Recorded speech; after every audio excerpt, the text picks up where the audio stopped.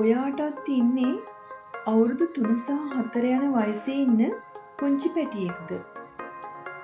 එහෙනම් ඔයාට මේ කට්ටලය ඉතාමත් වැදගත් වෙයි. පවුල තුලින් අවිධිමත් අධ්‍යාපනයකට පියනගන ඔයාගේ පුංචි පැටියා මුලින්ම අධ්‍යාපනයක් ලබන්නේ පෙර පාසලේ.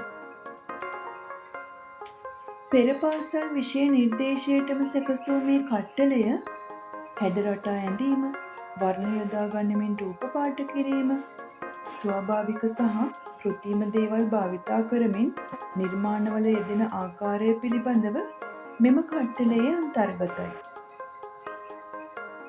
තව දෙයක් ඔයාලට කියන්න ඕනේ.